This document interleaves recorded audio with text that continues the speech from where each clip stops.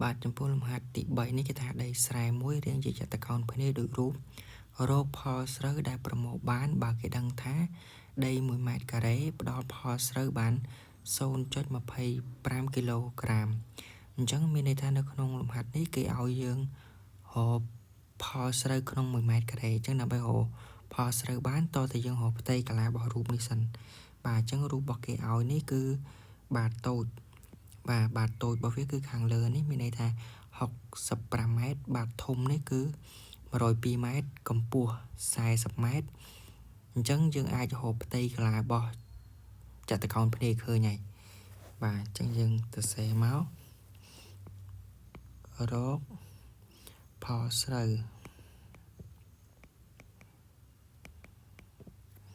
បាទផលស្រូវដែលប្រមូលបាន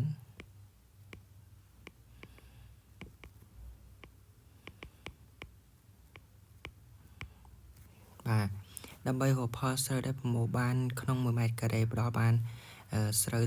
0.25 គីឡូក្រាមនេះយើងត្រូវរកផ្ទៃកាឡារបស់ចតុកោណភ្នែបាទ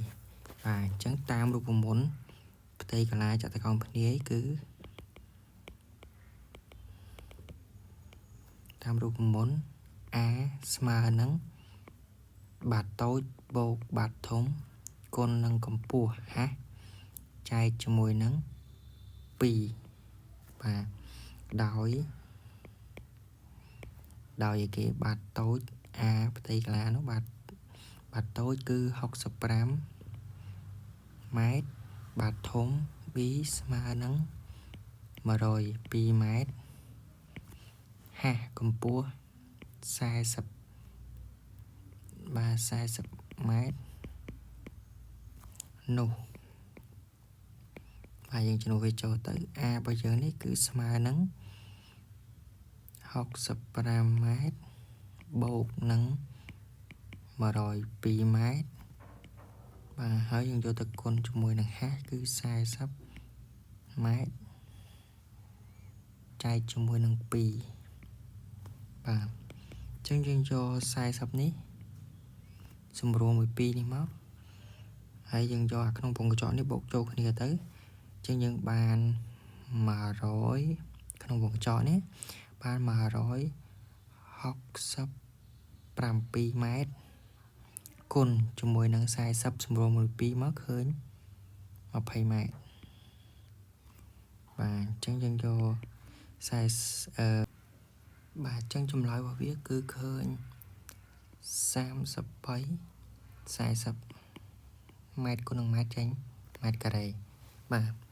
ហើយមួយទៀតដោយដី1ម៉ែត្រការ៉េផ្ដល់ផលស្រូវបាន 0.25 គីឡូក្រាមជាយើងដាក់ថាដោយដី1ម៉ែត្រការ៉េផ្ដល់ផលស្រូវ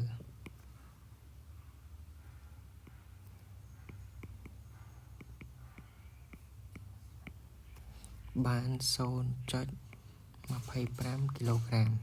បាទអញ្ចឹងយើងដាក់ថានោះយើងយកអាផ្ទៃកាឡារបស់ចតុកោណភ្នែហ្នឹង40គុណជាមួយនឹង1ម៉ែត្រការ៉េស្មើ 0.25 មកបាទចម្លើយរបស់វាគឺឃើញ8.35 គីឡូក្រាមអញ្ចឹងយើងបានដូចនេះបាទដូចនេះផលស្រូ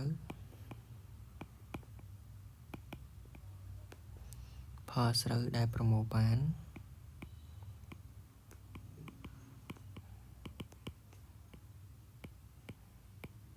គឺ835 គីឡូក្រាមបាទនេះគឺជាចម្លើយរបស់វា